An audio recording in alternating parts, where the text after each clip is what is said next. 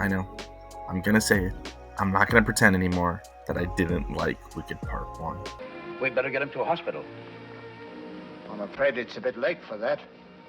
He's a goner. Sure, it might not have been the manly thing, but I'm a bag of multiple tricks, and Wicked is one of them. I never did see the Broadway show, which is something I want to do, but from my observation, Wicked Part 1 is a pretty faithful adaptation. Cynthia Erivo is fantastic as Elphaba, and you know what? Haters can hate, but I actually think Ariana Grande plays a decent Glinda.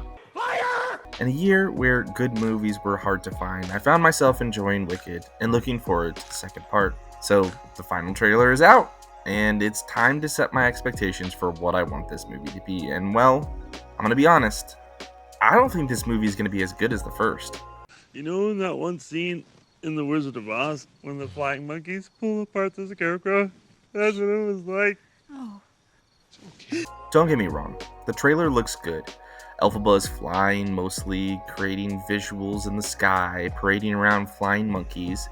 Glinda is putting on a facade of the Good Witch to bring hope to Oz, which we find out was struggling in the first movie. Madame Morrible, or Horrible, is once again moving the strings behind the scenes for the wizard. The spectacle looks good, the music is on par with the first, the hype is definitely there, so then why do I think this movie is going to be worse than the first? Well, that's because you're an idiot. Where to begin? Well, where to begin is where we ended. The issue I have with Wicked Part 2 is where we begin. The movie starts after a huge chunk of the plot has already taken place.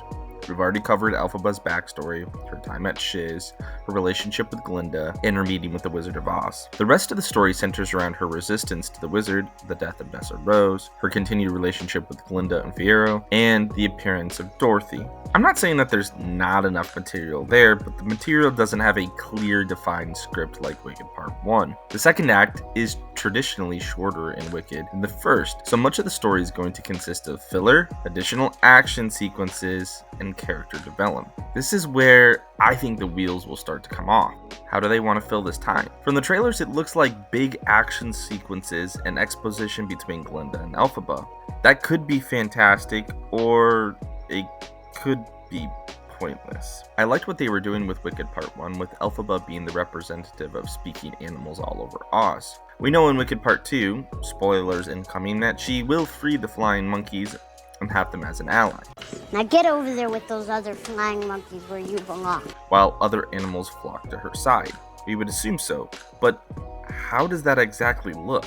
Another big question is, how much does this film tie into the original Wizard of Oz? In the original Wizard of Oz, Elphaba had an army. She had the flying monkeys. She lived in a creepy castle. I know some of that is retconned in the musical, but how much? What exactly are Elphaba's goals and motivations? Does she want to raise an army to take down the wizard? Will she do whatever is necessary in order to achieve that? If you go back and watch the original Wizard of Oz after watching Wicked, you can kind of justify the Wicked Witch's actions. You understand why she's trying to stop Dorothy, and why she's trying to raise an army to challenge the throne. What I don't want from this film is the complete retcon of Elphaba's character. Will they let Elphaba be a little evil? My name's Ralph, and I'm a bad guy. Will they let her embrace the wicked persona out of spite for the people that hate her and the wizard who seeks to destroy her? That's where I want this film to go. I'm not saying Elphaba goes full-blown megalomaniac, but let her do some questionable actions in the name of creating a better society. There are several people who have done this throughout history, and it would only be fitting for Elphaba to fall into the pattern so that she could redeem herself later. Elphaba, filled with rage, seeks to kill Dorothy for the murder of her sister. Only then is she able to see through Glinda that Dorothy has been tricked by the wizard as well. That's good. My greatest fear after watching the first movie is that Elphaba would ride her victimhood fully into the second movie. Don't get me wrong, she is a victim. She's been thrown out of society, but if the entire movie we're just feeling sorry for Elphaba, it's going to be a pretty lackluster movie. Elphaba is a strong character with undefined powers and an inner rage that she has been holding back. Let her loose. The other issue that could play in the movie is the role of the wizard. From the trailers in Wicked Part 1, it seems that the wizard isn't really calling the shots. I understand the wizard is an illusion, I don't need to be reminded of that, but illusions can be extremely manipulative. I just never have really gotten that vibe from this in the film adaptation. The wizard is a dictator, so ride him like one. Show me how evil he is. Show me you're a killer. I know we will get some of that with the caged animals, but I want more. My fear is that Madame Morrible, who is also a great villain, will overshadow the wizard. Just remember, it's not Madame Morrible who convinced the people of Oz that she has powers when she actually didn't.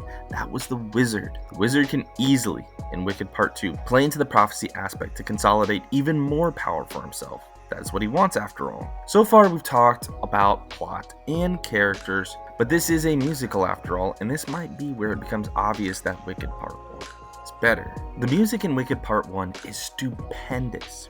The notes were echoing through my house for months after the movie came out. All of the songs are catchy, sung beautifully, and the choreography is fabulous. Wicked Part 1 is easily in the top best musical movies of all time, if not my number one.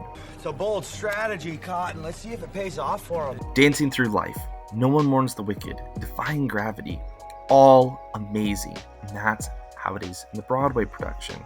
The first act has better songs than the second act. There's good songs in Wicked Part 2, but is it going to be enough to overcome the giants? I honestly don't think so. In the end, I think Wicked Part 2 will be a good movie, and even better when both are played together.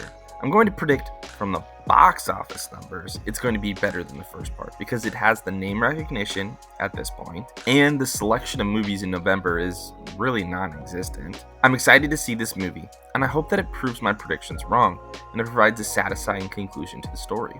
What do you think? Do you think Wicked, for good, will do better than the first? Do you agree or disagree with my thoughts on the character and plot? I'd love to hear your comments below, and as always, don't forget to like, subscribe, and hit the notification bell to be the first to watch Adaptation Nation. See you in the next one. Peace out.